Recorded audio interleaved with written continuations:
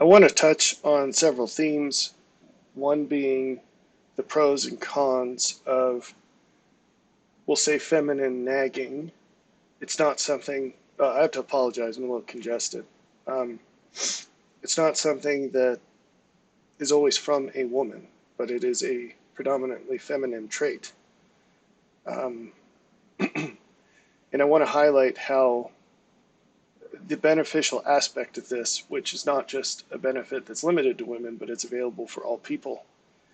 And then I want to use this to dovetail into a theme that I know as, or I refer to in my codex as, a thing must be what it is. It's really hard to enumerate the benefits of the things I'm going to talk about today. They're far ranging. So, for example, I'm going to share with you some ideas that have helped me find great peace amidst otherwise troubling situations. So, of loss, of apparent loss. And give you one key of why, one key as to how some apparent loss is actually not loss at all. So hopefully that's not super cryptic. I want to start in Luke 18, and we're going to read verses 1 through 8. And again, I apologize. My health situation is not ideal today for doing this, but we're going to do it anyway. Just because there's no time to come back to it. It's now or never. Okay, Luke 18. And he spake a parable unto them to this end, that men ought always to pray, and not to faint. I'm sorry, the Spirit is stopping me in this and telling me to tell you, um, as far as, some people would otherwise complain about a person that doesn't even have an ideal voice in the first place, but who is congested or has a sore throat. And it's interesting because so often we judge the validity or usefulness or goodness of something in terms of its closeness or distance from the ideal, where the ideal is really just what we'd imagine it to be. There's so many constraints on reality that we don't get, and we'll actually come back to this when we start talking about Lehi and Sariah. We don't get how there's so many couplings between things in life that can't be broken. At least in mortality, there are certain couplings that can't be broken here. And when Jesus was on the cross, obviously he was bleeding all over the place, just covered in blood. He was absolutely dipped in blood. And that was very necessary for what he was doing. And if you looked at that and complained about the blood, because in your mapping of value, in your sentiments, that is regarded as a negative thing, you would miss not just the good that was the dominating part of all of that, but the extra good that you could only understand if you connected the two. Does that make sense? So a lot of people, if Jesus were hanging on a cross for them in their living room, their immediate reaction would be to get angry because blood's dripping on their carpet. And I've seen this so many times in so many ways. And hopefully we can come back to this when we get to Lehi and Sariah. Hopefully that's the way this goes, because there are very important implications for our human relationships. It's easier to see the clouds on the top of Sinai than it is to see the glory that they shield you from. And maybe that's the best way to say it. So often what we see as the negatives are absolutely part of the positives. The fact that I'm making a grainy video in my basement at 2:11 in the morning, you might see as less than advantageous. You might say, well, I wish this were done in a studio. I think I did figure out the sound problem. This video will be a good test. But almost all my videos that I've made so far, they're super quiet. And the efforts I've made to try to make all of this easier to fit into the narrow window of what the world expects have failed. In spite of my efforts, this room actually was supposed to be a studio. I went through a lot of effort to prep it that way, and the Lord had other plans. And so you could see this as negatives, but actually it's all part of the cost of what in this case, what I have to pay to bring these things. And in most cases, it will be regarded as a negative when in fact it is a strong positive. And so that's very interesting to note. It's all topsy-turvy from what we expect as we're standing in the world. It's pretty crazy. So anyway, I hope that makes sense. I could dwell on it some more, but maybe that's enough. It will be enough for some of you. So again, please excuse me for clearing my throat or snorting or whatever I need to do. I don't even have any tissues ready, so I might have to get up and grab some. All right, Luke 18. And he spake a parable unto them to this end, that men ought always to pray and not to faint, saying, there was in a city a judge, which feared not God, neither regarded man. Sorry, I'm getting pinged again. Let me restart this. And he spake a parable unto them to this end, that men ought always to pray and not to faint. So that's the objective up front. In the military, we call this the bottom line up front. We're being told what this is all about. A lot of times in these stories, you have to link it to other chunks of Scripture or other ideas from Scripture that aren't necessarily right there in the text with it, right alongside it. And then other times you can get a lot out of a parable by looking at what's right beside it, because it turns out that most often they're grouped and there's a similar thread, and each of these parables are actually arguments getting to a central point or supporting a central point or illustrating one. And so here we're told that the point of all of this, it says, to this end, that men ought always to pray and not to faint. Now, if you just read that and stopped there, it'd be reasonable to assume that what that means is we should pray all the time and not stop. And that's really great advice. If you do that, if you follow that, which I challenge you to, if you don't already do it, begin to have, some people call it an inner monologue. That's sort of the professional description. And I've read studies that indicate something like 50% of people don't have an inner monologue, which is crazy. Because those of us who do, there's always a voice in our head. 100% of the time we're thinking about things. And the information volume of that, it's like, it varies, of course, but it could be a million times what's around you, which is crazy. So it's beneficial to process that much information. You get much more out of it than otherwise. If you imagine having a VR headset on, I think most people have probably looked through one of those by now. And imagine if you intentionally blurred the lenses as bad as it could go, as blurry as it could be. And imagine what you would get out of that information, which is much reduced. That's what blurring is. You're taking the pixels and mixing them together and averaging them, compared to a sharp picture.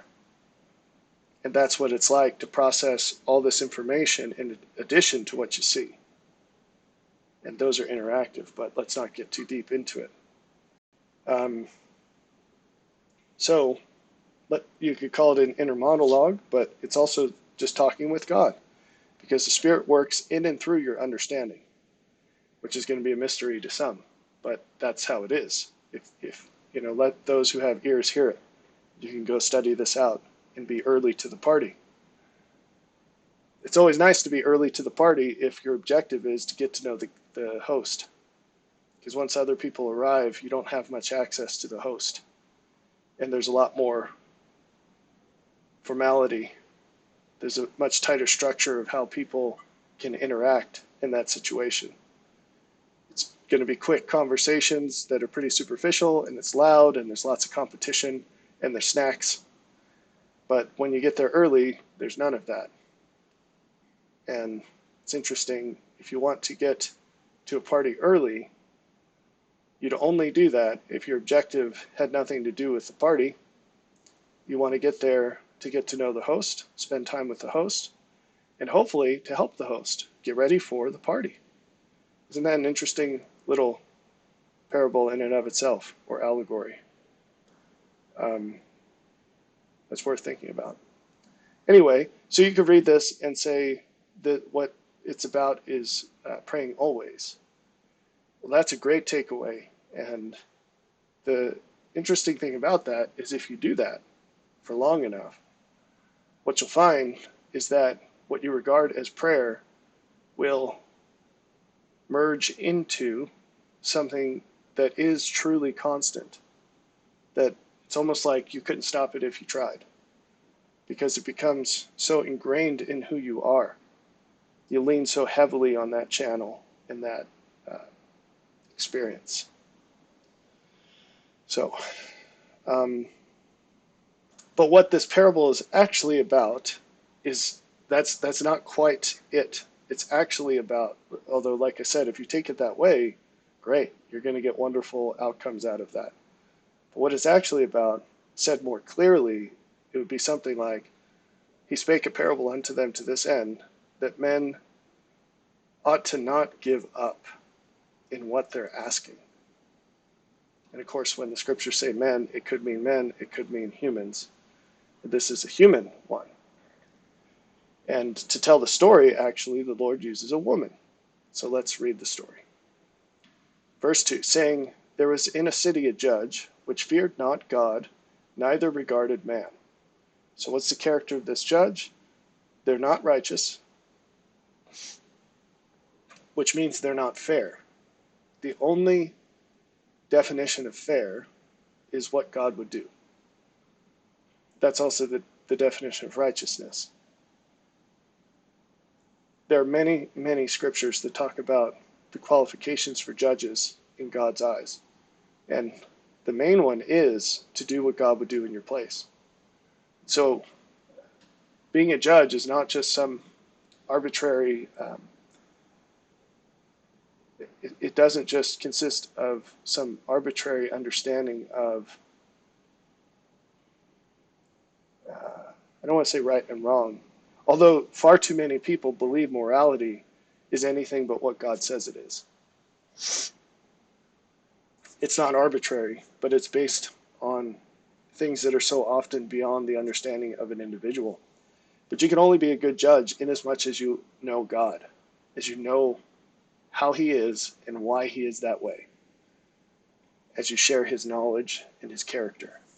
And there are many, many scriptures about that. This judge is not like that. So he's not a good judge. And not only does he not fear God, which means to includes to attempt to do as he would do in your place. And I say attempt because you have to recognize that how you sincerely see God is still not how he actually is. You're working towards that, but you absolutely reconcile with how you believe him to be in all sincerity. So this guy's not like that. He doesn't fear God, but he also doesn't regard man, meaning he's got no empathy whatsoever. So it's interesting here that empathy and righteousness are not the same. Empathy can be a vice if it's taken too far, because if it's taken too far, it ceases to be empathy, and it becomes selfish, what I would call selfish love. Something you do under the pretense of helping someone else, but it's actually about how you feel. What's a great example of this? Um, my wife, she still struggles with when someone is injured, a person, an animal, it doesn't matter. She struggles to do what needs to be done to help that individual. And so it's like the sight of blood, and she loses her mind, and she gets very frantic. And she knows this. We've talked about it. I'm not calling her out here. She's working on it. But, we got to be real. We're real people. And so we got to be real. And she's working on that. And we've talked about it. We've had some funny stories that we've laughed about after the fact, where not to dive into super serious things. So I'm just going to say this as superficially as I can, so it doesn't hit me. So forgive me for hitting the pause on the sincerity button, but I swim in constant awareness of very horrific things. So I always try to be prepared to, I try to have everything loaded up all the time to contend with the worst of things because of my knowledge of them. And I was in the front yard working one time, and I hear this blood-curdling scream from the backyard from my wife. I know she's out there with the kids, and I'm thinking, all right, worst case scenario, one of my kids just got mauled by a grizzly bear, or, that's because clearly someone's dead or will be very soon. And I'm walking back there, and you say, well, why are you walking? It was so intense of a scream that I had already moved past the thought that I could do any good except be a rock. So I was prepping myself to be a channel of God's security in that time. And I walked back there, and essentially someone had a little cut. So one of the kids had a little cut, essentially, in that. Anyway, so we've talked about this, and she tried to pull this story that, again, we've talked about this many times. This isn't like some open wound for her or anything, so I'm not doing any damage by sharing this. But the benefit outweighs the cost. But she talked about this, and she tried to pull this story like, oh, it's because I care about people so much. And I was like, no. If you cared about the person, you would set aside your visceral reaction in preference for what you rationally recognize is more important for their benefit. And people don't understand this. And when we see someone who seems stoic about a situation, the natural assumption is, well, of course, they're just a cold, logical person. This is the same thing when you see a rich person, you're like, well, they just got lucky. That's human nature. And sometimes it's true. There are people, they're sociopaths, who do not have any empathy. There are also people who have even more empathy than you do, who just happen to care about the person so much that they can use that only as far as it's useful to actually help someone. And it's not that they don't feel all the feelings. They probably feel them more than you if this is true. But they eat that cost. The fire burns them inside. They don't let it go out because they want to help people more than that. The best example of this is God. That's the easy solution to everything. He's the best example of any good thing. But don't you think that Jesus feels worse about bad things than you do? Of course he does. But you don't see him losing it and making everything worse. You know what the worst thing you could do to a dying child is? It's to lose it. It's to deprive them of having someone there who says, it's all right. That's the best thing you can do to someone who's terminal. is to show them, to give them reason to believe that it's okay, you know? And who better to do that than someone who cares the most, right? The parent. And I hate to tell you this, but it's true. Many of you are going to be in this situation. And you're going to watch a child die. So this is very important to prepare yourself, because this is a tremendous blessing that you can give to that child, to be strong for them in God, to show them through your reaction in the moment just how much you trust him. And that can give them peace when there's nothing else that can be done. So this judge was not like that. He did not regard man. And there was a widow in that city, and she came unto him, saying, Avenge me of mine adversary. So she was saying, I have a case, I've been wronged. And this is an interesting difference in judges then versus now. The objective of a judge in the past was not to say you're guilty or not guilty of a crime. It was much more than that. It was to render the situation such that God's justice was in play. Now, how interesting is that? That in God's system, the way justice is done, so when Jesus prayed, he said, Thy will be done on earth as it is in heaven. The judge is the one who makes it so. Isn't that interesting that that duty is given to men as sort of first line of defense? And if that's working all right, it doesn't have to go any further than that. Like you remember in the camp of Israel, there were 70 elders, and they were the first line of the issues of the people. And this is what people brought to the judges.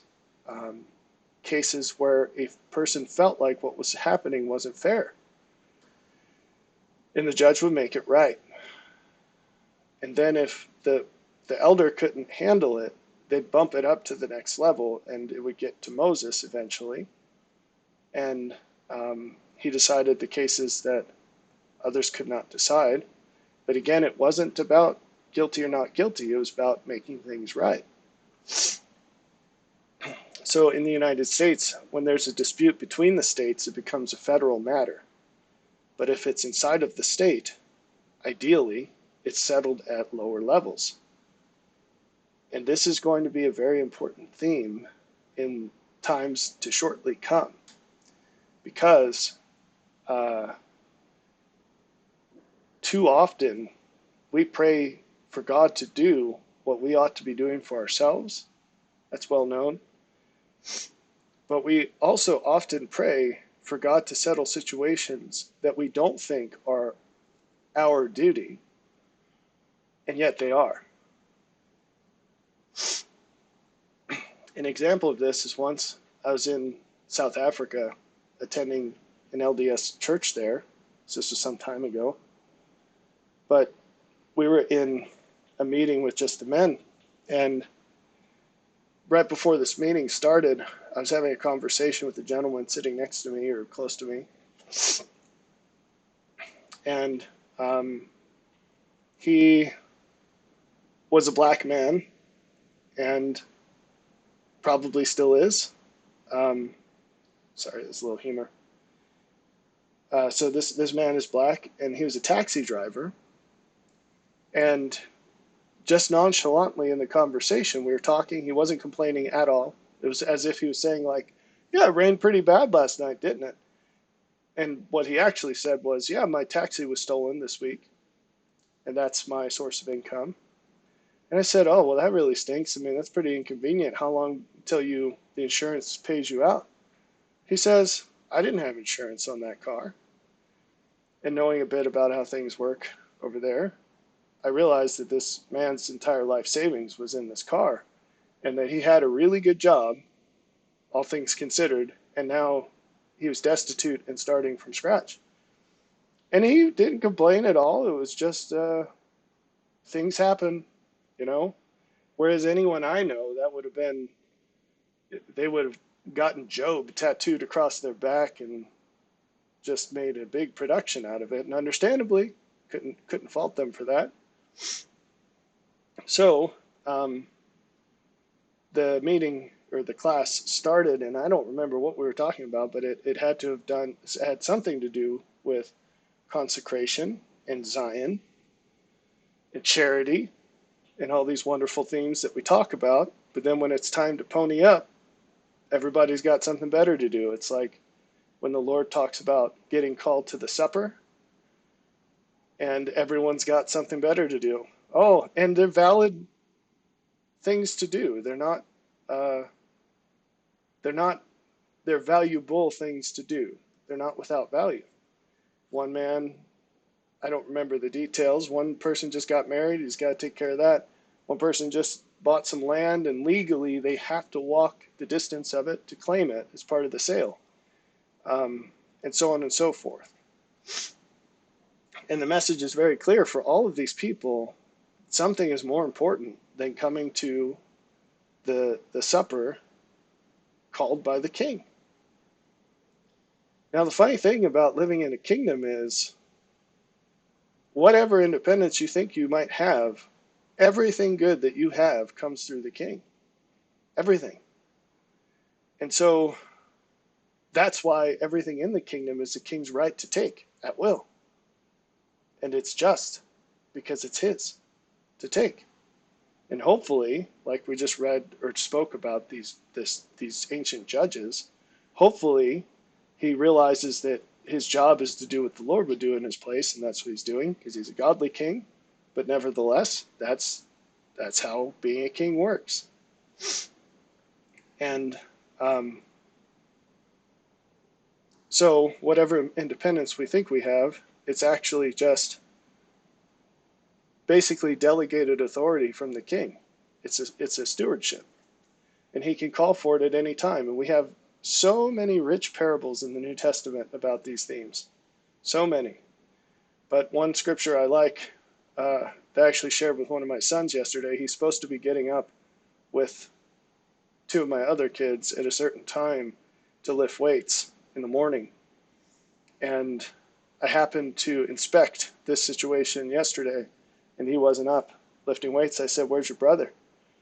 to one of the brothers, and he said to me, "I don't know. He said he was going to set his alarm, but apparently he didn't."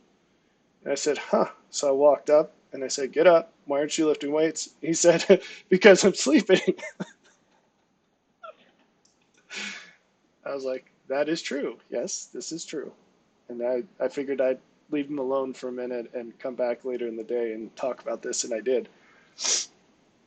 And I shared with him the scripture when the Lord says, watch and pray always, because you don't know the hour when your master comes. And if he catches you doing his will, he'll entrust you with even more. And if he catches you not doing his will, Jesus said, he'll cut you to pieces, which is crazy. It's not just, oh, he'll punish you. No, it says you'll be beaten and cut to pieces, I believe. So it's a pretty intense punishment, whatever the description is, off the top of my head. And we don't realize what that looks like when he comes calling. What is that? And people say that's talking about his second coming. Folks, I invite you to pick one. So often we straddle things that are mutually exclusive. The same people that go on and on and on and on about how they're going to go directly to God are also living their lives in a way where they think the first time that they're going to have interaction with God is at the second coming. The interaction with God is when someone crosses your path with a need that you have the power to alleviate. The first time you're going to interact with God is when you're in a room where something in that room isn't the best way you could make it, subject to all the other good things you might do, which might be a higher priority.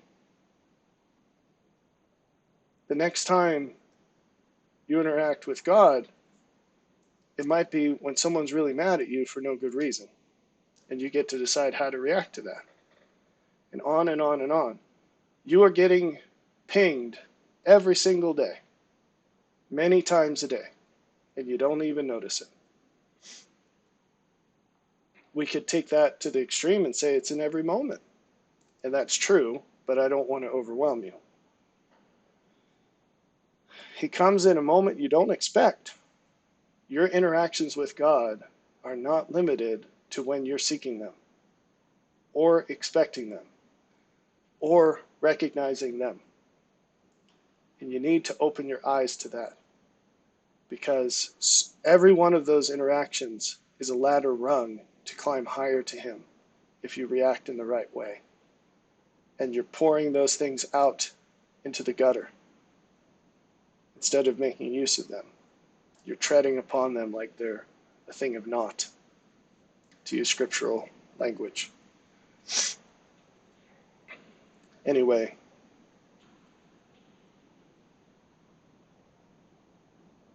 let's get back to this. So this widow comes to the judge and says, something's not quite right. And the judge's job, and all of our job, if we want to be judges, is to make it right. That's our duty. And when we pray, Lord, on earth as it is in heaven, He says, okay, you first. You first. And so when you see somebody who's been defrauded, who's been robbed of what they deserve, or even not robbed, that happens, right? But if you see somebody, and it'll happen a lot more frequently, by the way, but if you see somebody even in a situation that differs from what they deserve, and they deserve something better than what they have, you need to get out your Venn diagram and say, of everything that God has blessed me with, what do I have that can move that person closer to receiving what they deserve, the good that they deserve? Now, when it comes to the bad, that's not our job in this case. That one isn't a general responsibility. But when it comes to the good, it's our job. So if you're an employer and you know someone who's lost their job, but it's not their fault, and you have the ability to give them a job, and they're able to do the job that you have the ability to give them, it's your job to give them a job. And you say, but I had nothing to do with it. My friend,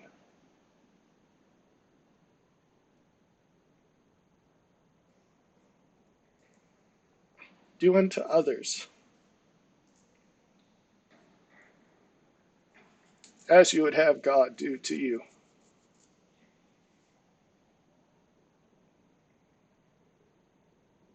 If you want God to be there for you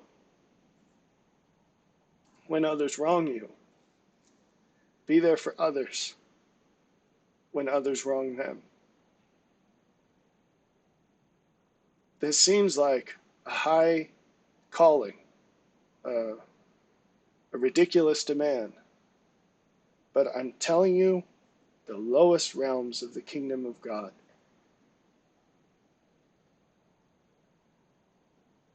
This law is ubiquitous, even in the lowest realms of the kingdom of God. It's justice.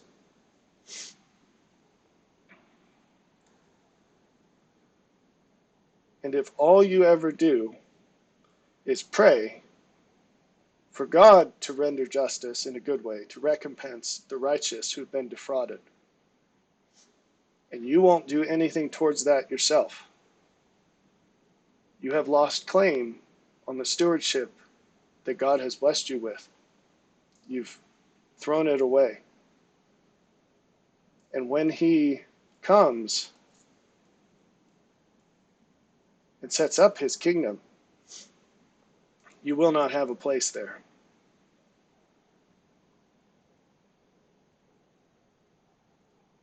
The higher law is not just giving people the good that they deserve, even if you don't feel like you're connected to that situation.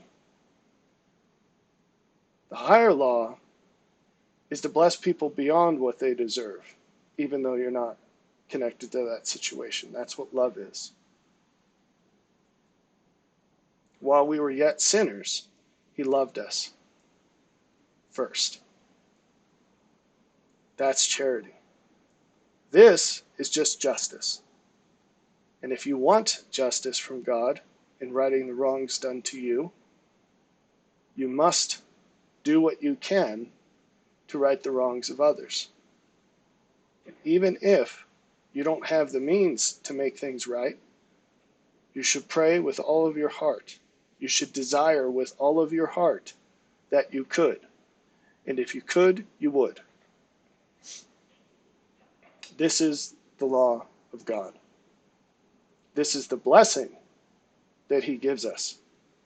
And you say, well, that doesn't sound like much of a blessing to me. It just sounds like I'm going to be out a lot of convenience, money, comfort, etc. True. But what do you get in return for that? Not that you should do this for what you get out of it. But, and I would go as far as to say you won't do this for what you get out of it, but I guess you could prove me wrong. I challenge you to do that. But I could be proven wrong in this. I'm saying I'm sure that there will be people who do this for what they get out of it, but it's just not something I would do. What do you gain through that? What we say we seek is to be a son or daughter of God, an agent of the Lord Almighty. That's not something you get to pick and choose. Servants are not part-time volunteers. Have you ever been in a volunteer situation, like maybe Habitat for Humanity or whatever, where you can come and go as you please, and everybody's all excited to do the things they're excited to do, but no one wants to clean the toilets? When you're a servant, you learn your master's will. I should say a good servant. You learn your master's will, what their purpose is, and then you do the best you can to scan the environment, look ahead, use all your wisdom to accomplish that purpose to the best of your ability. And no one needs to chase you. No one needs to tell you, do this or that. If they do, that's, you'll add that to the list or stop what you're doing. But in the absence of explicit orders, you're going to go find the best thing you can do that accomplishes your master's purpose. If you know that God is just, doesn't that mean that you need to go find ways to bring his justice to pass? And he said, don't, in the negative sense, leave it to me. It says, judgment is mine and I will repay. Vengeance is mine. Yeah, sorry. We're not talking about vengeance. He's not calling you to go be Batman. Okay? He's calling you to go restore to the righteous what they deserve and do not have. And in doing that, you lay claim on the same from him. And that is the terrestrial kingdom. That is the law of the terrestrial kingdom. It is do unto others as you would have them do to you. It is, as Paul says in Hebrews, something like consider them as bonds, them in bonds as being in bonds with them. When you see someone who's got it rough, you say, is there anything I can do to help that person be in a situation closer to what they merit. And you put it in the priority queue, you might be in the middle of something that's more important, but it's always on and you're always scanning for that.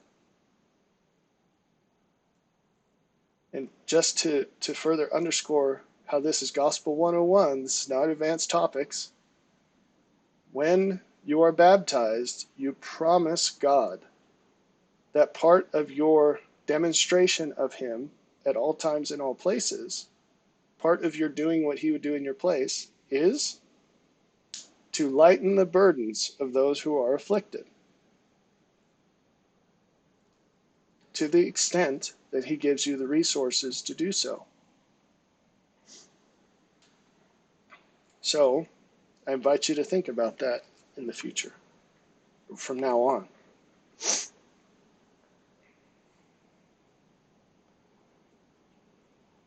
And claim those blessings that are on the table for you.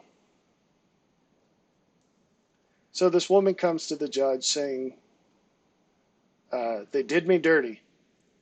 And in verse 4, and he would not for a while, that is, avenge her of her adversary. He would not for a while, but afterward he said within himself, though I fear not God, nor regard man, yet because this widow troubleth me, I will avenge her, lest by her continual coming she weary me. And the Lord said, hear what the unjust judge saith. In other words, this judge says, I don't care about this woman, I don't care about God, but my goodness, this lady's not going to leave me alone until I do something about it. In other words, she nagged him until he listened. And in verse 6, it says, and the Lord said, hear what the unjust judge saith. And 7, and shall not God avenge his own elect, which cry day and night unto him, though he bear long with them? I tell you that he will avenge them speedily. Nevertheless, when the Son of Man cometh, shall he find faith on earth?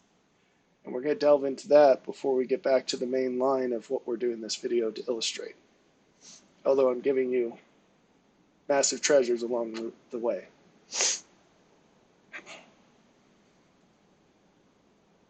Already, there are many people who are crying out in their hearts whether they believe in God or not is less important, because their situation is so unfair. And some people, their idea of fairness is really far from the truth. But some of these people are sincere and they have a basis for their claim. And God hears all of them. And He has a purpose in the way He's doing things. And there will come a time when justice is rendered to all. And it's not at the second coming. That's the catch-all. But for many, many, many people, and this is going to take place in geographical and individual ways, judgment will be rendered before then.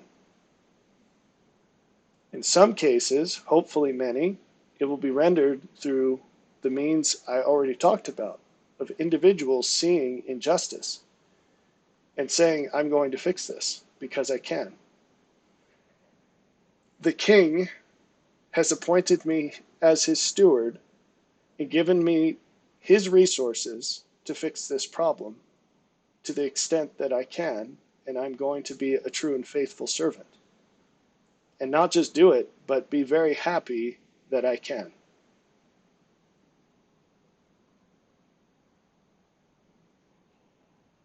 And to that servant, when he comes, he will say, well done, my good and faithful servant. You've been faithful in a little, and now I appoint you over much.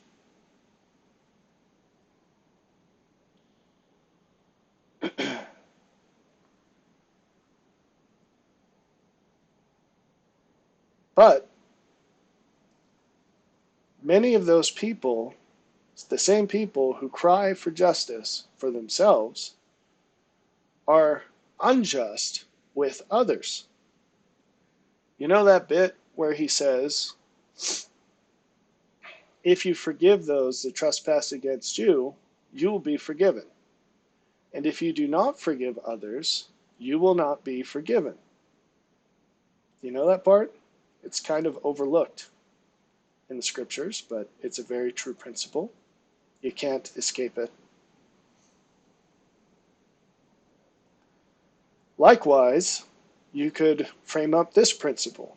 You could say, those who hear the cries of others for injustice will have their cries heard for injustice. But there's an even more important part to this. I'm being told Job would be a good story to reread on that account. Job was always doing this. He was a wealthy man. You don't have to be wealthy to want to do this, and you don't have to be wealthy to have opportunities to do it either. But Job happened to be a very wealthy man, and he spent an immense amount of time and money helping other people. And when we think of this, of helping other people, we constrain our thoughts to alleviating suffering. That's not the most important thing. Rendering positive justice to people is even more important than that in the hierarchy of things. And so Job, he helped people by sharing his wisdom. He helped people by providing opportunities for them to, if you think about, I don't want to make this too complicated, but occupational frameworks for their righteousness to be rendered a blessing to them. So someone that would do really well if they only had a sheep to milk, but they don't have a sheep to milk, he'd make a way for them to have a sheep to milk. And that doesn't mean that he was just giving it away. He could have set up a mechanism where that person became kind of a sharecropper, and it was a win-win. That's fully inside the realm of righteous possibilities, depending on the circumstances. But if Job had found a man or woman who had lost a bunch of things, whose circumstances have been suddenly degraded, to put it lightly, in any form like his had, when he was wealthy, if he would have seen that, he would have fixed it. And he says so. When he's crying to the Lord, and this is my point in bringing it up, he says, I've always helped everyone my whole life. And he uses this as a token with the Lord to argue for his own restoration. So if you want more chips on the table, it's in your hands.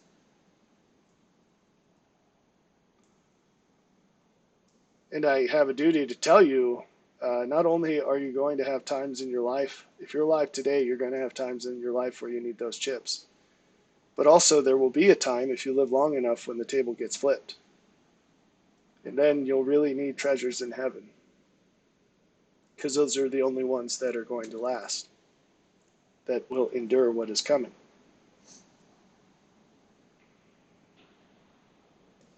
So that's a true principle.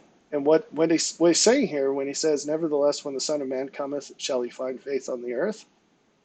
What he's saying is, in spite of how many people do and will cry for justice for themselves, when that justice comes in a global fashion, how many of the people who cry for it will be benefited by it? That's what he's saying here. So don't just ask the Lord for what you lack. Make sure you're asking him for what you also deserve. And that's something that most people don't think about. As you make a plan for your life and you break it down to a daily, what are you going to do about it list, make sure that what you construct makes a Loctite argument that you deserve what you're asking for. Amongst the many, many promises that places where God promises to give us what we ask him for and what we desire, you'll find that one of the conditions is that it is expedient and right. Expedient means it would be helpful for us. It would be for our good to have it. And right means just. That you deserve what you're asking for. Don't ask God for something you don't deserve. And if you do, don't be surprised when you don't get it. There are ways to massage that rule, but that's advanced. Those are advanced topics. So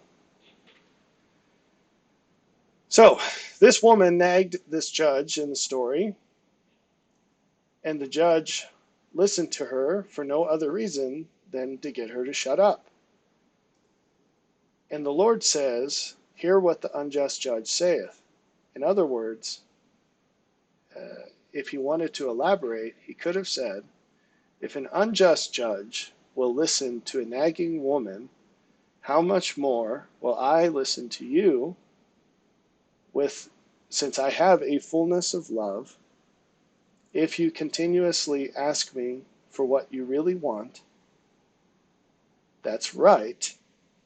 That's according to my will. And those are each separate increases to the likelihood that you're going to get what you're asking for. So we should all nag the Lord. And women have an advantage at this by nature, that it's easier for them to do.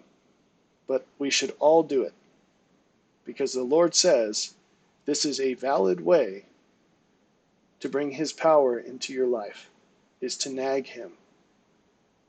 To nag him about it. And I have shared at least one story, which maybe I'll briefly recount here, about this, so you don't have to go find it amongst hundreds of videos. Very early on in my, I don't know how to say this, I could say walk with God. That sounds extremely pretentious, although it's true. Very early on in my relationship with God, my conscientious relationship with him, I prayed. He told me by the Spirit that my brother was going to die. He was deployed to the Middle East. And I didn't like the sound of that, so I prayed every night, deep into the night. And at the time, that wasn't the sort of thing that I did. I think today that would be a less strange thing for me to do, but this was a big leap of faith for me at the time. But I had a consuming fire inside of me that I believed, without a doubt, that if I did not do that, he was going to die. And if I did do that, I had a feeling, a very strong belief, not just a feeling, but that was something I could do that might make a difference. And that might sound kind of weak, but it was all I knew to do. And I knew that I believed in a God who looked at the 2 mites that a widow threw into the treasury and said, that counts for more than that, pointing to much larger sums that wealthy people were donating. And he said, because it's everything that she has. So I said, well, I've got sleep that I could sacrifice, and I've got prayer that doesn't cost me any money to give, and that's just about all I have right now. And so I used it. And after about 30 days of doing this every single night and just bearing the cost of it during the day, because it's not easy to operate without sleep, it makes everything harder. The Lord's voice came to me and basically said, enough already. Which sounds dismissive, but to me it was the sweetest thing in the world, because I felt complete peace. It's a weird thing to pray for something with all your heart for 30 days, and then it's the only thing you can think about, because I felt like the sword over his head was in my hands. And oddly, that there was something I could do about it, and if I didn't do it, he was going to die. And to go from that to complete peace in place of all that worry was really something. Complete worry to complete peace at the limits of what I could experience at the time. The emotional capacity I had, it was maxed out. Anyway, and then come to find out sometime later, which is the next time I could talk to him, that sure enough, he was in a huge firefight. Tons of people in his platoon were killed.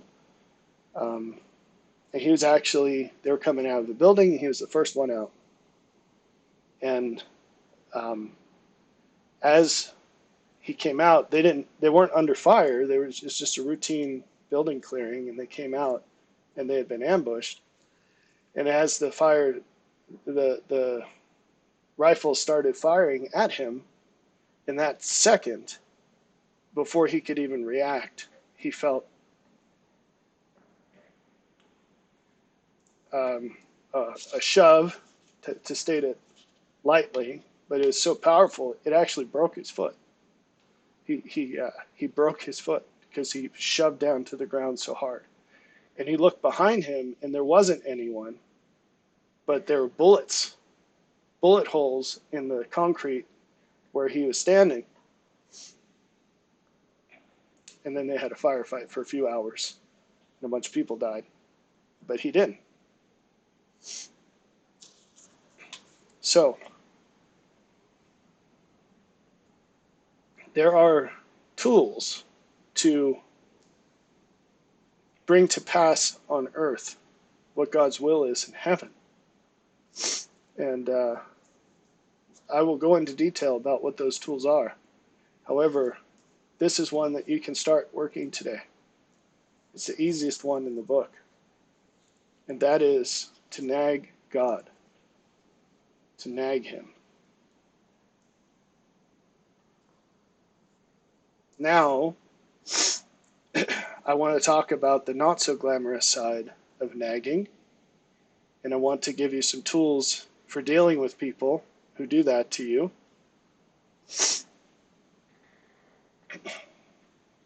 We'll use for our chat about this the text of 1 Nephi 5, but I will liberally diverge from this because I have more things to share with you than just that, more tools to give you. So, in this story, in this part of the Book of Mormon, Lehi and his wife Sariah had journeyed into the wilderness under the command of God to flee Jerusalem, which was going to be destroyed because of its wickedness, and it was, historically. And as is always the case, God has a stage-wise process to get us from point A to point B. And so everything that looks like from A to B actually has a bunch of steps in between. We don't always notice those, but we do always go through them. You can segment reality into as small of chunks as you would like. Any number can be infinitely divided. So just adding decimal places forever. Anyway, that's a deep property of truth itself. So part of the steps along the way was for Lehi and Sariah's sons to go back to Jerusalem in order to pick up some things.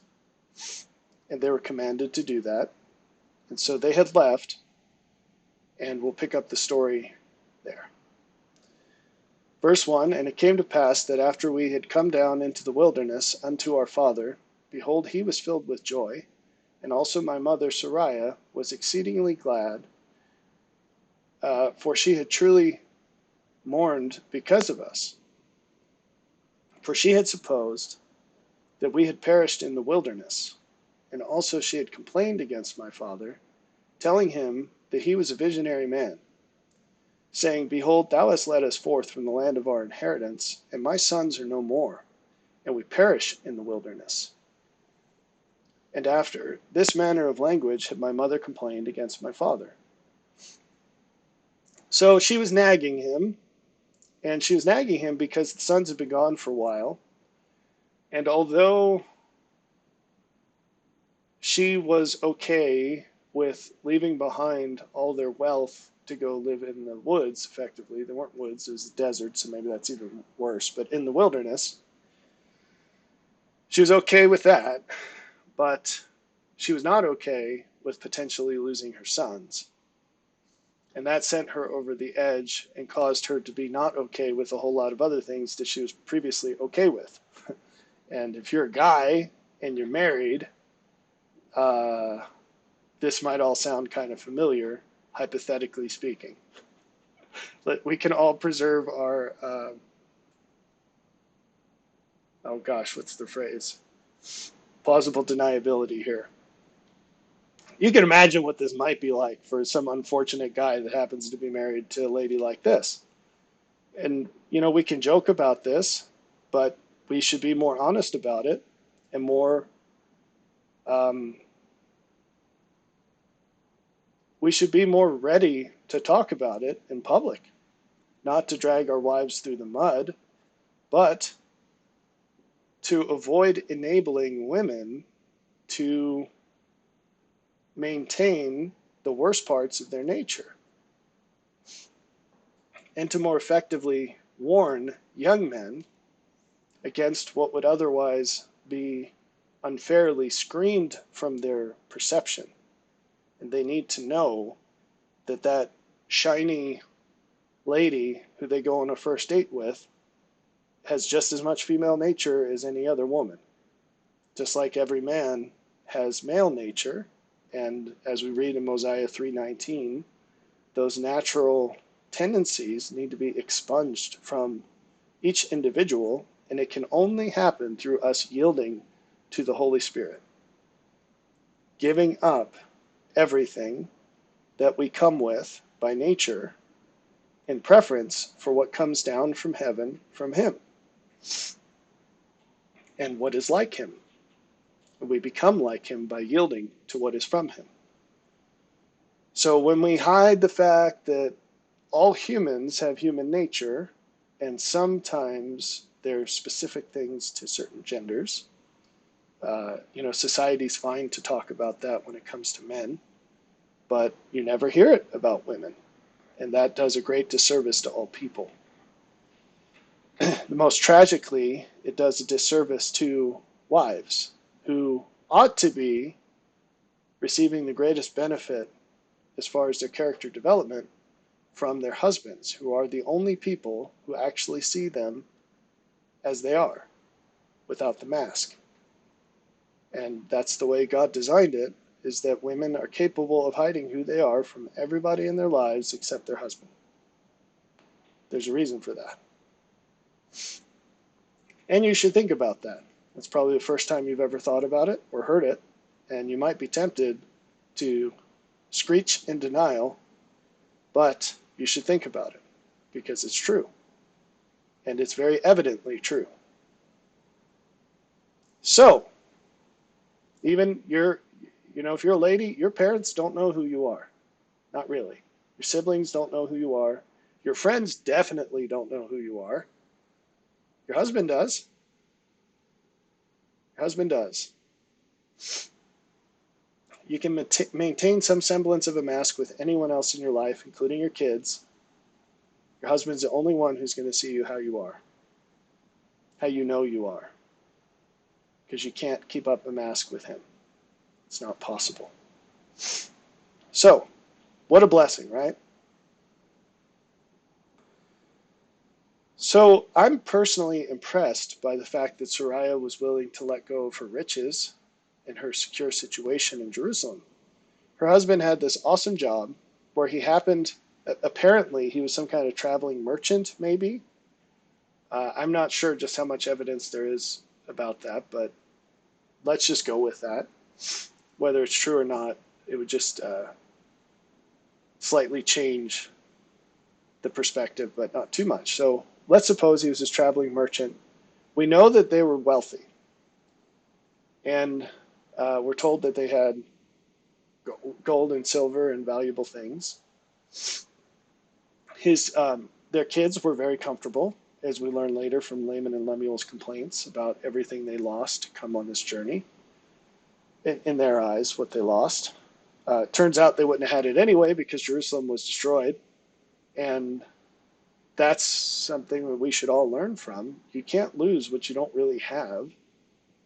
And having something short term is not the same as having it forever.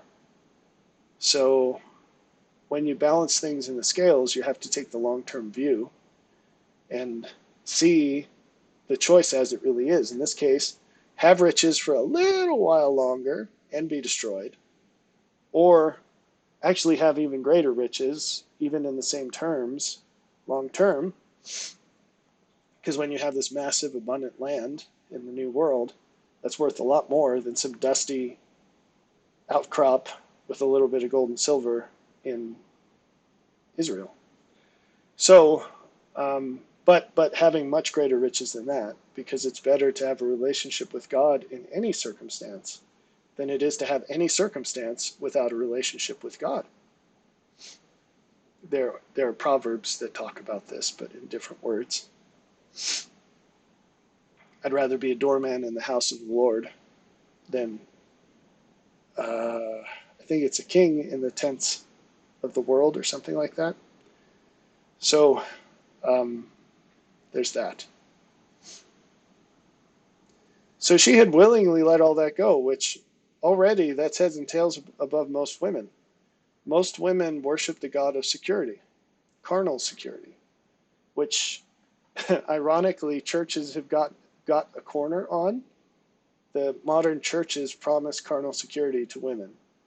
They say, if you subscribe to our church, then and check this small list of boxes, we will give you everything you'd ever want. We will promise you that you're going to heaven, oftentimes with your whole family, no matter how much of a numbskull your kid is or your husband is. And no matter what happens, you can do no wrong.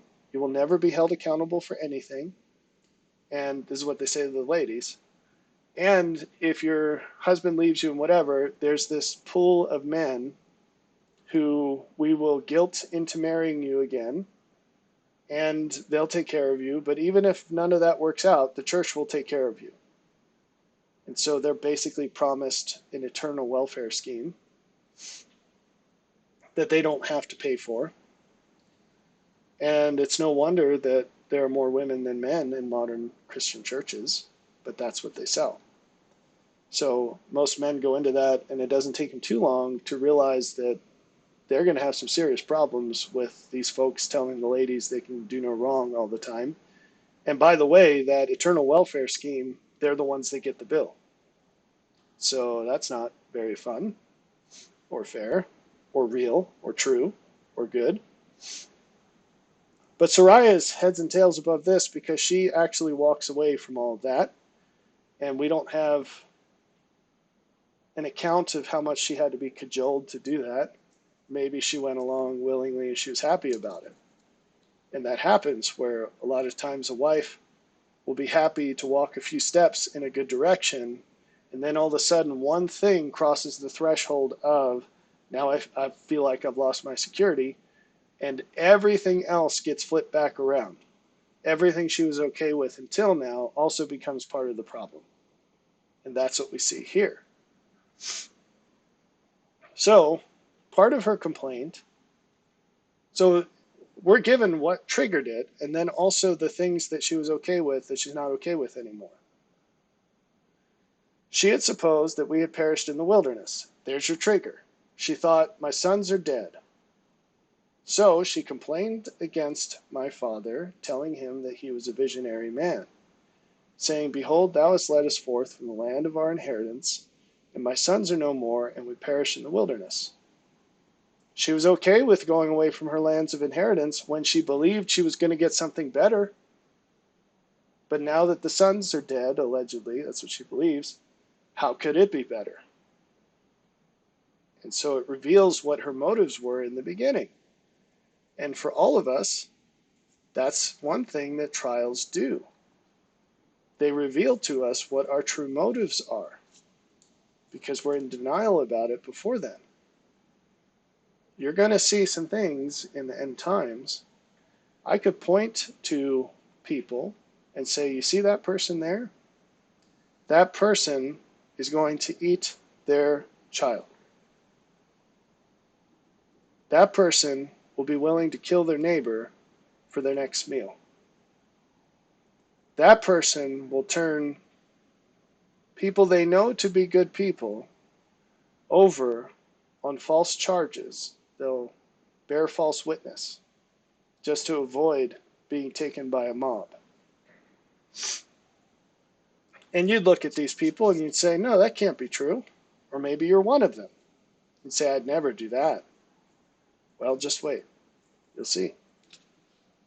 Exceptional circumstances have a way of pointing out exceptional people, and it works in both directions.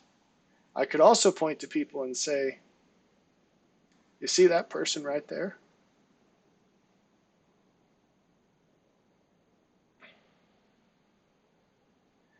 He'll be first in line to give his life to save someone he doesn't even know. You say, that person? Yes, that person. You see that person there? That person has limitless courage. That person right there is very special to God, whatever it might be. And to them, if you say it to them, you're a very special person to God. Here's why. They look at you and say, no, I'm nobody special. You know, I'm just a mom. All I do is XYZ. I'm just a normal mom. Nope, not in God's eyes, you're not.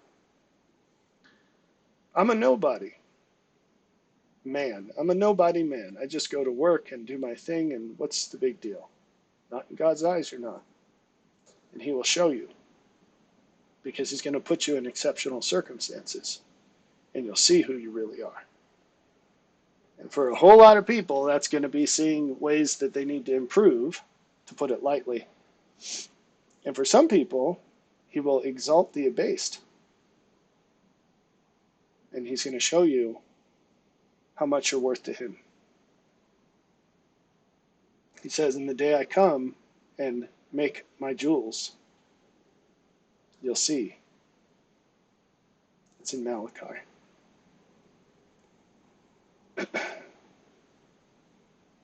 So, now all of a sudden she switches from, oh, I'm going to get something better out of this, to, my goodness, what have we sacrificed? And not just that, she's also lost all hope that they're ever going to get to the promised land. She says, we perish in the wilderness. That's quite a transformation. But again, if you are married, this is not something that's hard to believe, right? Because of all your married friends, of course, not your situation.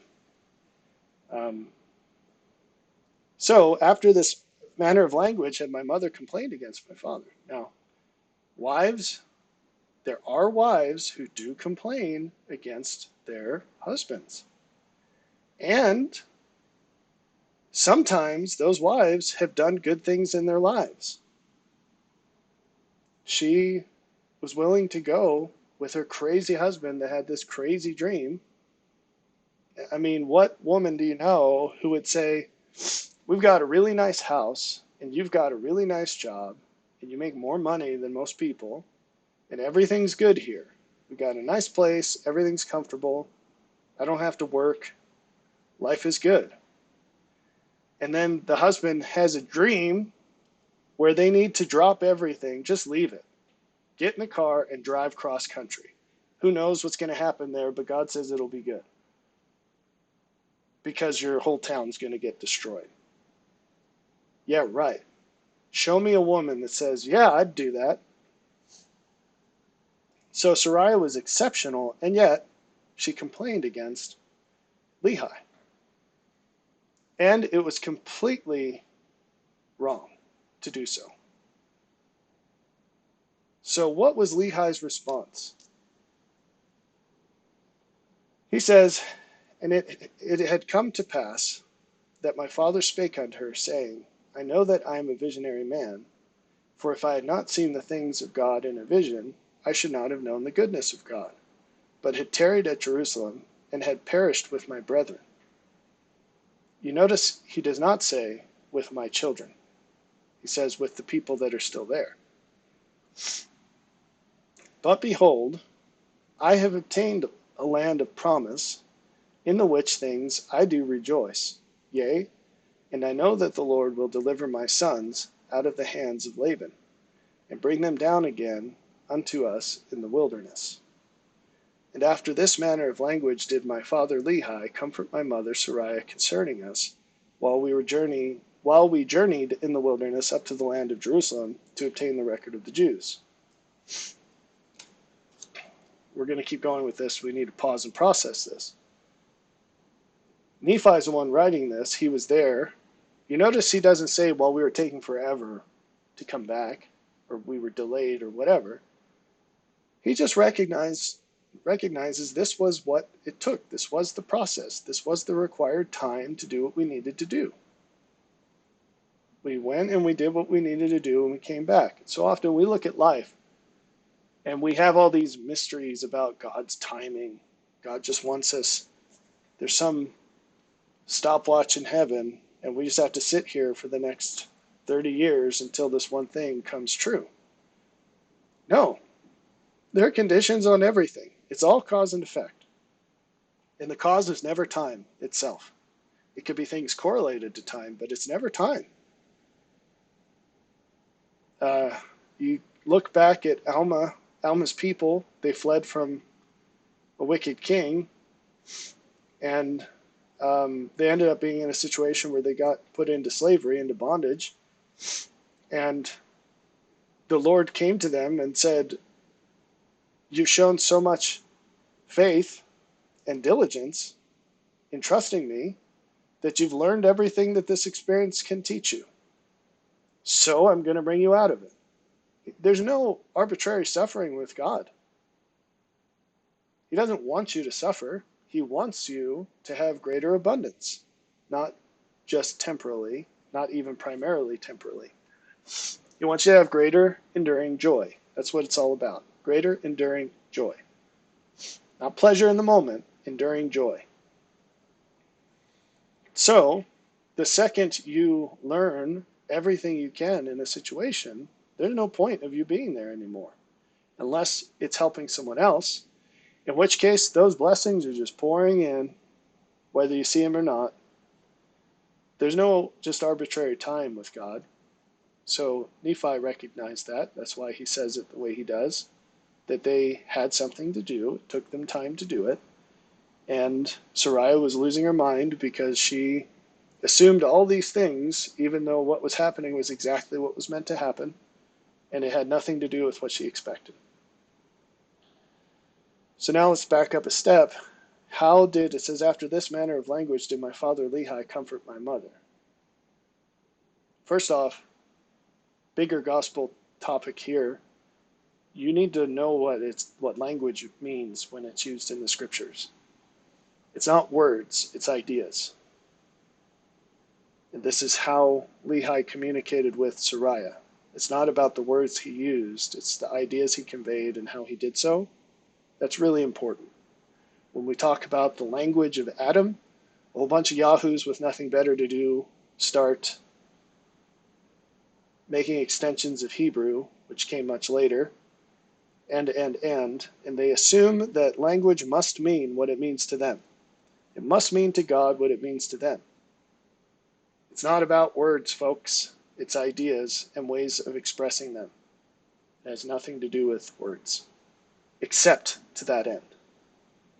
So I won't go into them, but there's a long list of things in the gospel where once you know a little bit about what things actually mean, you look at all these people wasting all this time in things that are obviously not connected at all with what they really mean. And it ends up being a huge blessing because these people are just kind of chaff in the whirlwind. And if they knew a little bit more about the truth, they'd probably cause a lot of damage. But as things stand, you can just sort of brush them away. And they don't. It's very evident. As soon as someone comes around that has any idea about anything, let alone a set of someone's, it's very evident that these people have no value. They're just wasting people's time. They have no idea what they're talking about. I probably won't go any further than that.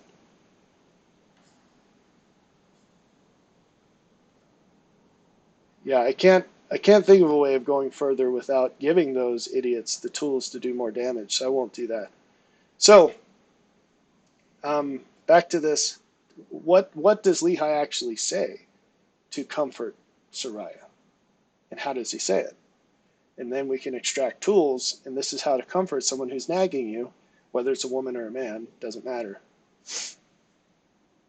So, the first thing we're going to talk about is that Lehi understood a principle that I call a thing must be what it is. A thing must be what it is. I've had some financial changes in my life that I've gone through. I won't call them downturns because my abundance comes from heaven, not my bank account. So, but I've had some reductions in my bank account over my life for different reasons. And one of them was particularly immense. And I prayed to the Lord and I said, I'm slightly worked up about this. Can you show me more about this? Because I don't understand. I've done everything right as far as I know. And it's not just the fact that I've kept the commandments as I sincerely understand them in all things. Because of what you've taught me about the commandments, I've also learned everything I can about reality to this point and lived according to that. And you said these things about prosperity. And I understand it's not worldly prosperity, but I have these things that I would like to do to serve you. And I've made all these sacrifices to get to the point where I can do that with more of my time and have more resources to more adequately match my spiritual capacity to bring the temporal possibility up to the spiritual capacity. And this is what's happened. And now I'm basically at square one again. And I don't understand because I'm clearly wrong about something because this is not adding up. And I'll pause here. When we see apparent contradictions, it doesn't matter if we're reading in the scriptures, we hit something that doesn't make sense or doesn't seem right, or like it seems self-contradictory in the text, or it seems contradictory to what we believe.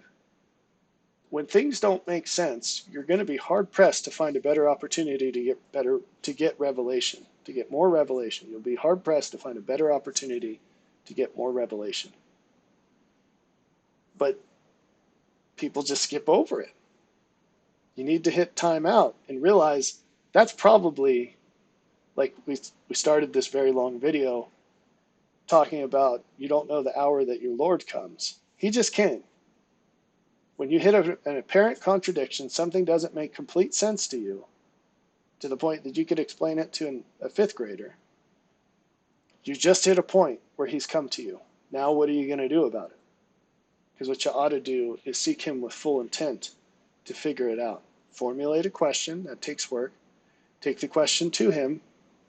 Use all the resources he's already made available to you, including, if you've never read through the standard works to answer a question, you've never really inquired of the Lord.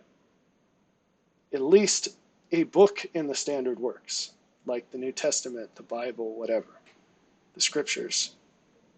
If you're not willing to put in that kind of effort, you don't really have a question for him yet. You certainly don't have real intent.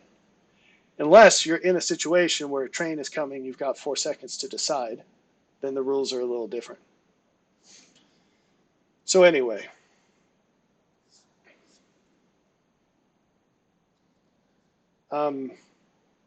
speaking of trains, I just lost mine. Where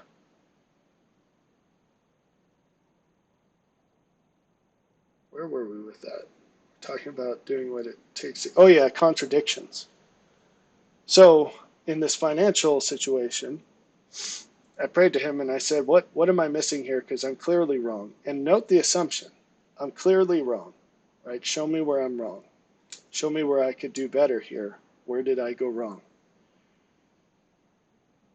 And he basically said, well, why, in this case, why does it have to be something you did wrong? And I said, because I'm broke. I just lost a ton of money. And everything I had planned for is now gone between this and some other things or whatever. And he said, but don't you see that in order to be the kind of person to do the things I need you to do, you also have to be the kind of person that would have done all those things too. And that doesn't mean that you're not capable of further growth. And he taught me the things that I lacked to make sure that those particular things never happen again for those reasons. But he said, this was not a failure. This was not a mistake. This was you being exactly who you need to be in order for these better things to occur. And I'm really glad that we're in this scripture, because that might not make any sense. But here we have an example that we can point to and say, it's like this. Lehi says his first thing to say to her is, I know I'm a visionary man. And so she said, you're a visionary man. And that means you took us into the wilderness to die away from the land of our inheritance, and now away from our sons, who she presumes are dead. He says he's got all the same information as her. He reacts completely differently. He says, I know I'm a visionary man. He admits all that, right? But he sees the rest very differently. He says, because I'm a visionary man, I know the goodness of God. Because I know the goodness of God, he told me to leave Jerusalem. And because we've left Jerusalem, we're not going to die with everyone else there. And he says, but I've obtained a land of promise. So you could go line by line and compare what she said and what he said. She says, thou hast led us forth from the land of our inheritance. He says, no, I've obtained a better inheritance. And that's where we're going. Into which things I rejoice. He says, all this stuff you're complaining about, That's the blood of the Lord dripping on my carpet. I wouldn't have it any other way. Because I understand that's what it takes for him to be near to me, for me to be near to him, for me to be forgiven of my sins. This is what had to happen. And I can't think of anything more that I'd want than blood on in my house. And then he says, and I know that the Lord will deliver my sons out of the hands of Laban, who's the guy they were going to see, and bring them down again unto us in the wilderness. God has promised me these things. Therefore, I see it differently. She knew that he had promised them all these things, but she didn't believe it. What caused her comfort? His faith. She did not have the faith to believe God directly in all these same ways. But seeing him believe God directly gave her the strength to believe God. She had faith in Lehi. And now I'm going to tell you something that you don't want to hear, but you need to hear. Jesus said, "What manner of men ought ye to be, even as I am?" He said, "Be ye perfect." Men, your standards are too low. Your standards for yourself. You know as well as I do that women will find every single thing wrong with you. And they'll weaponize every fault you have to make your life even harder than it already is. The first step in taking away those weapons is for you to fix yourself. In most cases, your faults aren't things that you're just doing right now. They're things you've been doing for a very long time, or things you haven't been doing for a very long time. You have a problem with this or that.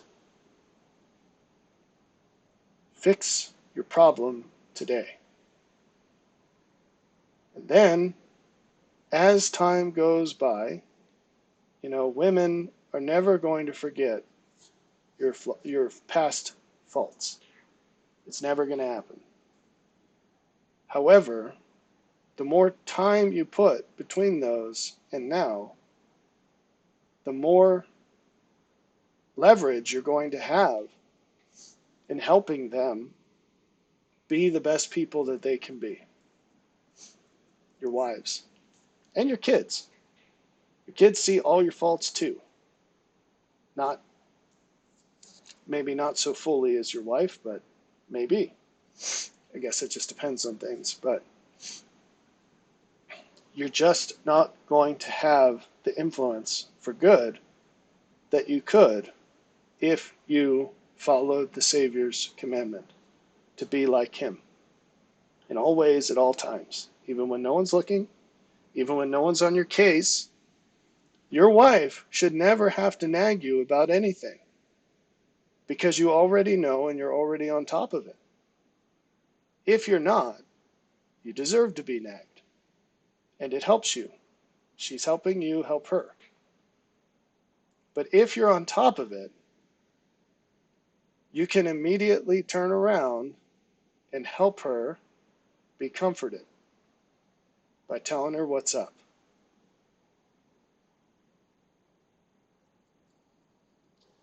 But if she has a case against you, remember the woman who went to the unjust judge? You're the unjust judge, but she also has the case against you. So you're both the judge and the defendant. And you're not going to win that case. Although it sounds like you couldn't lose, you can't win. So you have to be perfect. Impeccable is a wonderful word. But you have to be without sin. And when you can turn to her and say, everything I have done has been what I sincerely believed would be best for you, with no calculation of the cost to me. If it's possible, I do it. Even if it's impossible, it just takes a little longer.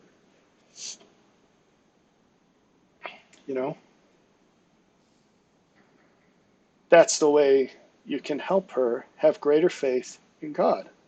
Because if you're aligned that way, that's exactly what you're doing in helping her have greater faith in you. Because you notice there's nothing here about Sariah complaining about how Lehi didn't cut the grass when that's his job, or didn't have a job when that was his job, or whatever, right? Or weighs 200 pounds more than he should, or whatever. She didn't have anything to complain about him except the things he had done in following God's commandments. What does Jesus say about being persecuted for his name's sake, or for doing what he would do in your place? Blessed are ye. And you say, like, well, I never thought persecution would come from my wife. Then you haven't read the scriptures, friend. Jesus said a man's enemy will be those of his own house. And what do you do about that? You overcome evil with good. You love them. Which means not to do what they want, but to do for them what's best. Love is not giving people what they ask for. It's giving them what's good for them. And yes, as a man, it's your duty to know the difference. It's your duty to know what actually benefits and have something greater to compare against than just what people ask you for. Again, going back to the Lord's promises to give us what we ask for, one of the conditions is that which is expedient. You'll see that word, expedient. It has to actually be what benefits, because God doesn't do anything but good. So, there's that. Now, the final thing, let's see, I think I was going to keep going. Yeah, there's two more things to talk about at least. So, now, how can you benefit as a man if you follow the advice I'm giving you? If you follow this model I'm giving you of what God would do in your place? Well, here's what you have to look forward to. It says that Sariah was comforted, which means the nagging stopped. A righteous man does not have to deal with a nagging wife, because the source of that has gone away, because she feels secure in him, in the kingdom he provides. The walls are up around her domain that she has, her queendom. The kingdom goes beyond the walls. The queendom is in the walls. The walls have to be there, or the queen gets anxious. And so you have to be the wall. And if all kinds of nonsense is coming in through the wall, she's going to get really unhappy and anxious and naggy. Here's something a righteous man can say to his wife when she comes to him, for example, with problems that are completely in her wheelhouse and within her capacity to solve. She comes nagging, oh, this, that, whatever. The husband says, would you like me to stop what I'm doing that only I can do in order to do what you're doing that you're fully capable of doing? And she says, no, I don't. And that's the end. You do that enough times, it won't be very frequent that she comes doing that. And you might say, oh, that sounds terrible and cruel and harsh and whatever. It'd be harsh to stop doing what only you can do. That would actually be the harsh thing. It would be harsh to stop doing what only you can do in order to gratify the character quality that she needs to put aside to fight the perennial human nature as manifested in woman. Because now you're enabling her to be a worse person than she'd otherwise be, instead of using your righteousness to help her be a better person than she would otherwise be. Your love. Do you see the difference? So, this is really important. But you can't say that if you're not doing things that only you can do, right? You can't say that if you're not walking in a path that you know 150% is what God has laid out for you. My wife used to get really anxious about the things that I would do in following the Lord's commandments. And, I remember one thing, to avoid details, but it was super, super hard for me to do. And I felt like if I could just have some support from somewhere, it'd be easier. And I thought, what better source than my wife? And I went to her and I was like, well, I had to tell her anyway because it involved the family. And I said, this is the thing that I'm thinking of doing. And she's like, I think that's a terrible idea. I think it's a really bad idea, and I feel like it's going to harm us big time for doing that, if we do that. Even though the we was me, she didn't have to do anything, but she would bear the consequences if it turned out as terribly as she expected. And I said, it hurt me because I felt like this was like the only thing I could do was fling something to the next thing. And the next thing was hopefully that she would give me a little bit of support to make it easier. And instead, she just made it harder because she put up another barrier. I already felt like it was the right thing. I just was lacking courage to move forward with it. And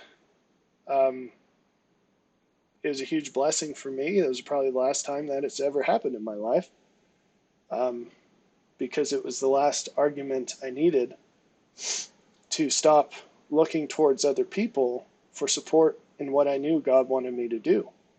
If God wants it, that's all the support you need. And as a man, you need to get there. Because there's so many good things that you can't do if you need other people to help support you in making the decision. Anyway, so I replied to that by saying, look, I've led you through the analysis of this, and you haven't contradicted anything there. If you have points, let me know, but counterpoints. But there's no way we're going to lose on this.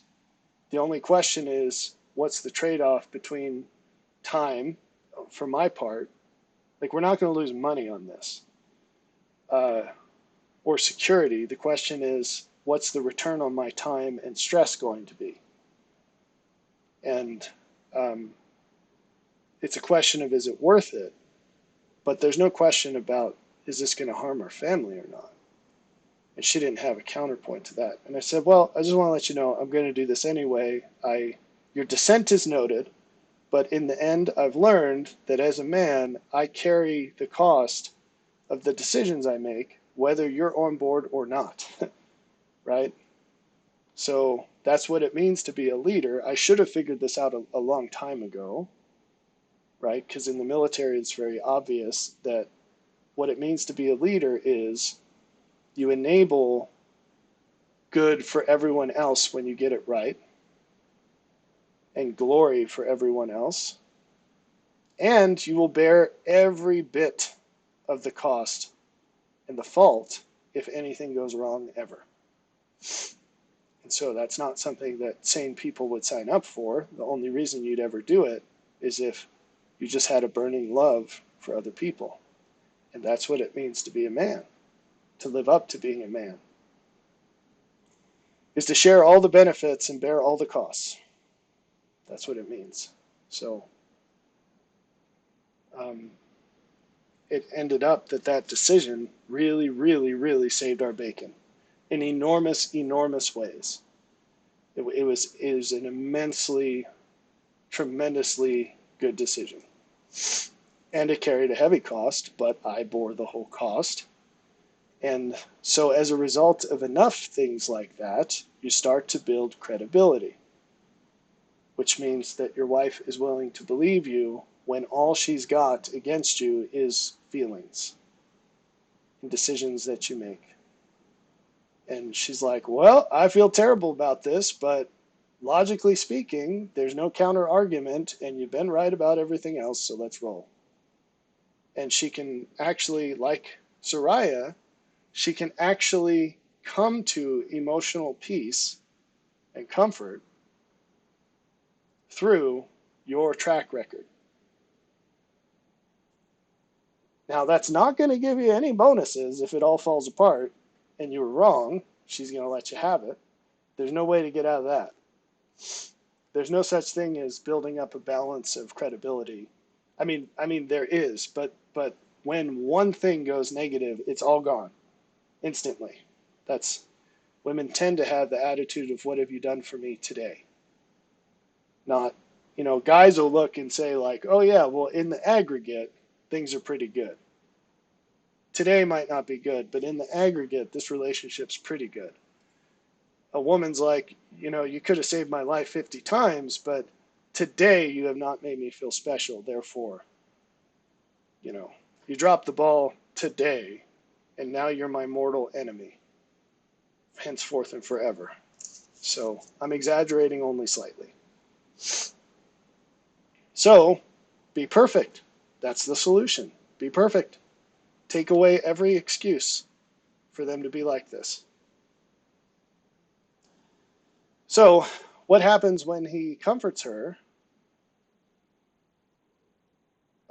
She stops nagging him. And then when the kids come back, when we returned to the tent of my father, behold, their joy was full, and my mother was comforted. She's extra comforted now. And she spake, saying, now I know of a surety that the Lord hath commanded. Sorry. Oh, gosh. I could just see Lehi rolling his eyes at this. Like,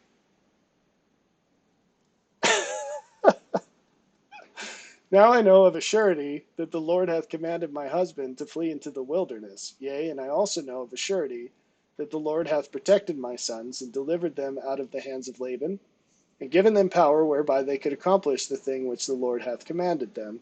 And after this manner of language did she speak. And it came to pass that they did rejoice exceedingly, and did offer sacrifice and burnt offerings unto the Lord. And they gave thanks unto the God of Israel. Well, that's nice. If you want power, you thank God like that when you're in the midst of your trial. Which I say your trial, it's not going to be won. When you're in a state of trial, you give thanks to God as if you've been delivered. And you watch what happens. I dare you to do that. I dare you to trust God so much in affliction that you're as grateful to him as you would be if he took it away. And you see what happens. By the way, that is what trusting God means, and anything less than that is less than trusting God. All right, so let's get back to Lehi rolling his eyes at his lovely wife. She says, of a surety, now I know of a surety that the Lord hath commanded my husband to flee in the wilderness. Why? Because she got everything she wanted again. So, again, Soraya is heads and shoulders above average women. However, it's very clear that the only reason she's into this is because she thinks that she's going to get more goodies. And it's really sad, and you feel for Lehi, who had to deal with this his whole life. Maybe this is a great time to bring up a point that for some reason needs to be brought up many times. I'm not sure why it's so hard to get through people's heads. The person you marry is extraordinarily unlikely to be equally yoked to you in any way.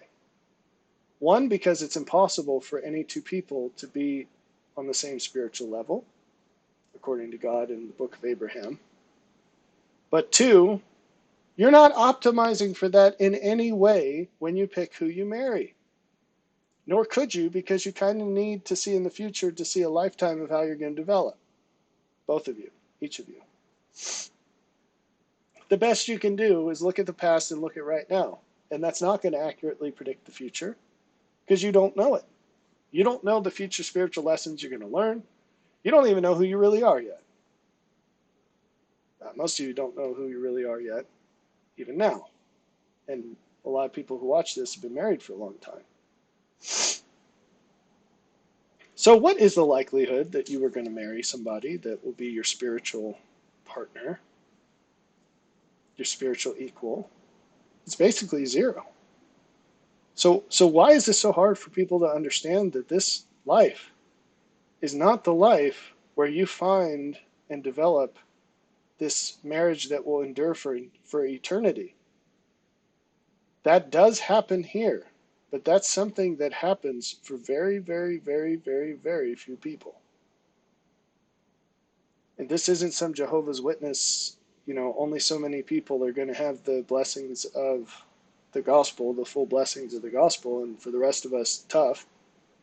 God has a plan. And this world is neither the beginning nor the end. But it's absolutely absurd to believe that, a righteous man like Lehi and a lady like Sariah are some ideal companionship.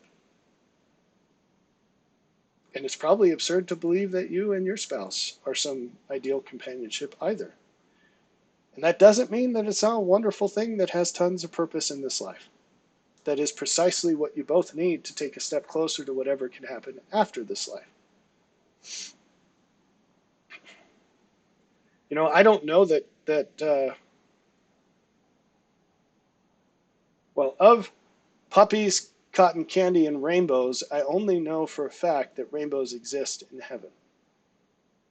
But that doesn't mean that cotton candy and puppies are bad, right? I listen to music here that I know doesn't exist in heaven because the things there are so much better. I've heard the music there. It's the most beautiful thing. You can't even describe it. There's nothing that it connects to here that would convey it in any way. You may as well try to describe the sun to a blind person. So that isn't even adequate to describe it. But that doesn't mean that the music I listen to doesn't serve its purpose here and isn't great. I feel like the music I listen to pulls me out of a pit sometimes, often maybe, because I'm just desperate to see any glimmer of what I remember from heaven, to just put it in a phrase, to try to approximate what I'd like to say into words that maybe you would understand. And sometimes when you're falling out of a tree grasping for branches, a particular song that hits you in a particular way is just the thing to stop you from falling for this moment. So, yeah, that's maybe saying my piece on that. And we need to get real about this because, frankly, this belief that this tendency to make the not sacrosanct parts of marriage sacrosanct necessitates us missing the things that are actually sacrosanct while also enabling husbands and particularly wives to do really terrible things that they should not be enabled to do and would not be enabled to do if husbands had the least bit of sense about how this actually works. Husbands and wives, you are not jeopardizing anything eternally by doing everything you can to help your spouse be the best person they can be. Every righteous thing you can to help them be the best person they can be. And that does not involve ignoring their faults. You are the person in this world best situated to help them with that. If you just put a Band-Aid on it and pretend it's not there, you're making them a worse person and it will be on your head. And I don't mean that in a God's going to punish you kind of way. I mean you're going to punish yourself because you'll be riddled with guilt that far exceeds your capability to understand when you die forever. For eternity, I should say. That's not the same. Now, this is the final thing to help illustrate the effects of you being a knucklehead and not helping your spouse be the best person they could be, including in these ways that we've talked about today, but in all other ways too. I'd like to briefly address the issue of what you could call generational sin or familiar spirits. There's lots of names for this floating around. But when a child is born, their gut biome is imprinted upon through their physical interactions with their mother. Through birth, nursing, whatever happens while they're still in the womb, which is, I don't actually know how that's connected, but it is. And we know only the slightest bit about how important that is, the gut biome. It's really important. So what am I using this analogy for? I promise you that you underestimate the effect your character, your culture has on your children. And I hope that it's not the case that you look at your kids and you see the concentrated version of the faults of both you and your spouse. But it is probably the case that when you look at your children, you see the concentrated expression of the faults of you and your spouse. It tends to be the case that the children inherit the sins of their fathers and mothers, that they learn from their parents to do the same things that their parents do, for good or evil. And since human nature is evil, it tends to work out worse for kids than better. It's more often the case that parents give children things that they need to overcome rather than advantages to propel them further than their parents. And that's super sad. That's super sad. So God continues the existence of the world by sending spirits into families where those spirits have greater light than their parents. So a family might have a child out of many who's exceptional and pulls that family out of the mire, or at least gives everyone in that family the opportunity to pull themselves out of the mire beyond what they could if they hadn't come. But anyway, if you've read the Book of Mormon, you're familiar with all the problems Nephi had to deal with from his brothers Laman and Lemuel. And you know how this cascaded through generations of problems. Let me ask you, where do you think Laban and Lemuel learned to murmur against the Lord? The answer is their mother, Sariah. And we just read the evidence. Did you catch, as we were reading that, the same phrases that those two use throughout their lives? Because it's there. They are there. It's the same attitude.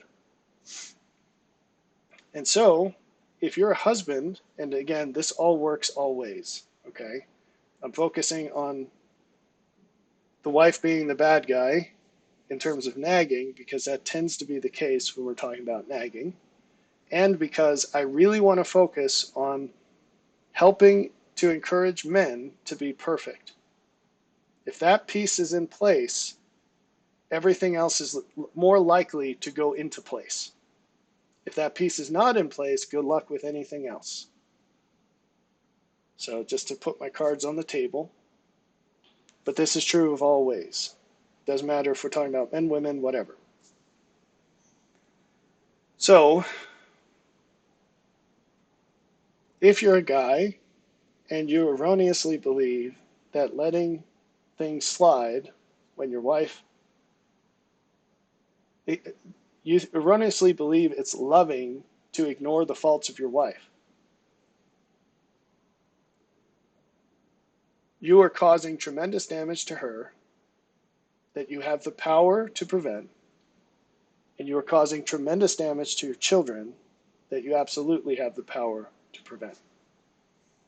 You know, I've heard crazy stories about men who take charge of their spiritual situation.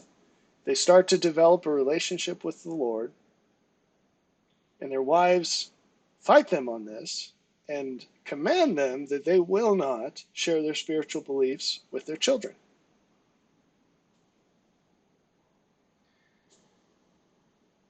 I could see how a man might come up with a case where it would be wisest to set up a deal with his wife, a trade-off where each position is given equal time or something like that, but where either parent is fully open with the children and they don't war with each other, but they just sincerely put cards on the table. There's no snide remarks. There's a demonstration of civility in differing spiritual beliefs. I could see a case for that being made. But if a man is doing his duty and living his life the way he should and can, his wife will not have any grounds ever to suggest that he keep his spiritual views to himself. There are a multitude of arguments that could be made against that. And we could go on through all facets of marriage here, but it all starts with you actually being like Jesus. And those things that transmit to your children, if you think it's bad now to have a nagging wife, imagine, I don't know how many kids you have. Let's say you have 3 kids. Imagine 4 people nagging you in your house. How much is that going to detract from the good you would otherwise do? And I think the false belief, one among many potentials, is, well, if you're just man enough, you'll find a way to do it anyway. Let's stop pretending that resources can become infinite through willpower.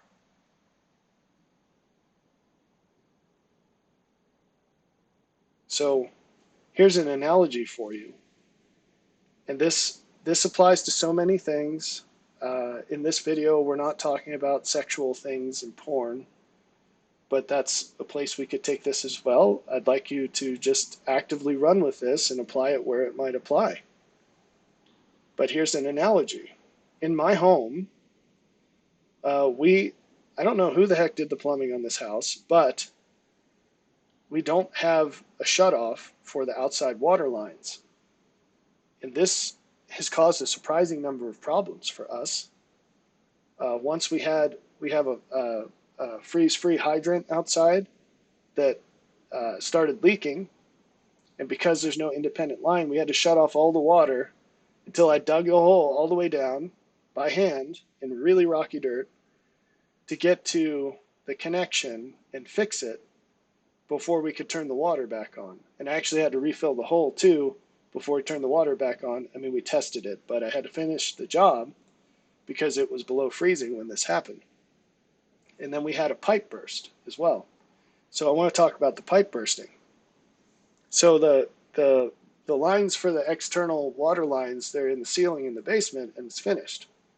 So I can't get to them because otherwise I would put the shutoff there, and that would be a wonderful solution to the problem. It makes it manageable, it's all good. Because I can't get to it without tearing off all the drywall, the best solution is to spend $4 to get these little styrofoam cups that go over the external taps in the wintertime. And it takes 2 seconds to put them on. It's an amazing little ingenious invention. And they're cheap, right?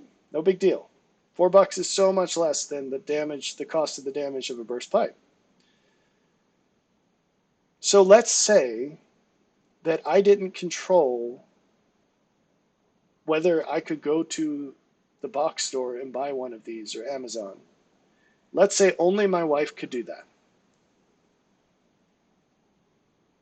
So instead of just spending $4 and solving the problem in 2 seconds, I would have to go into the roof, tear apart my whole basement to find these water pipes and make the outside line, and then put drywall back up, not just on the walls, but on the ceiling. And if you've ever done this, it's a nightmare. Unless you have the lifter thing, and if you're not a specialist, you're not going to have all the whiz-bang tools. And you're going to hurt your back along the way and whatever, but you can do it. It's going to cost a fortune in time, money, and health.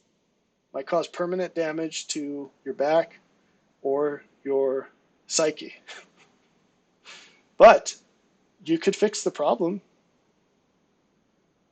It's just going to take away from all that time and money, and your back could have been used for much better things. But you have to drop down to a lower level in order to handle those things. And that is not good. You're not helping anybody. Would it help my wife if I was tearing out the roof and wasting all that time and money? No, because the good things I would do would benefit her more than anyone else. She's the number one in the chain that gets benefited from the things that I do, as it should be. Right? Do you get that? I hope so. It's a useful analogy and you should run with it. So next time you're tempted to lack the courage or to misunderstand the righteousness of the situation, you need to help your spouse be the best person they can be. And it doesn't matter if you're the husband or you're the wife, you have that duty. Above anyone else in this world, you have a duty to help them be their best. Now, the tools differ if you're a man or a woman. Frankly, I'd say if you're a woman, it's way easier to help your husband be better than the other way around. You have way more leverage. You can do it easily in a way that he doesn't even know what you're doing. And not only does he not complain, he's just going around thinking how awesome his marriage is all of a sudden. Use your imagination, right? For a guy, it's a billion times harder. We just have a lot less that appeals to the carnal mind of a woman. Because basically everything we would do to help her improve is going to be a threat to her carnal desires, not fulfillment of them. Do you get it? Hopefully. Because women are all about security. And so anytime you try to change something, they're going to think, oh, there goes all my security. Right? So it's like Indiana Jones, that iconic scene where he's going to take the idol off the little stand and he's doing this he puts his hat down. It's my beanie. It is. Puts his hat down and he takes a little sand out of his little sandbag and they swaps him out. That's what you've got to do as a man with security. Is if you're taking security away, you got to give him something at least as good in return. And there can't be even a half a second of empty, because otherwise that giant ball comes rolling for you and it will crush you. So the greatest source of security is you being like God.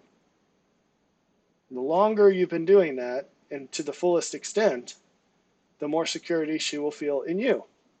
And what is carnal security? It's feeling security in anything but God.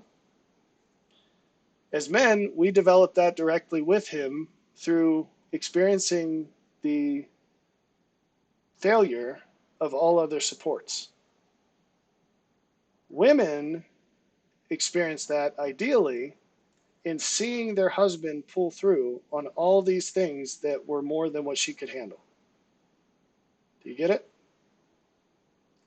She finds security in God through finding security in her husband.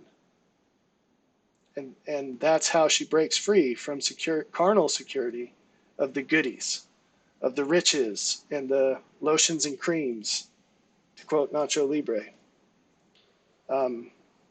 So you got to get off of the carnal security and onto security with God.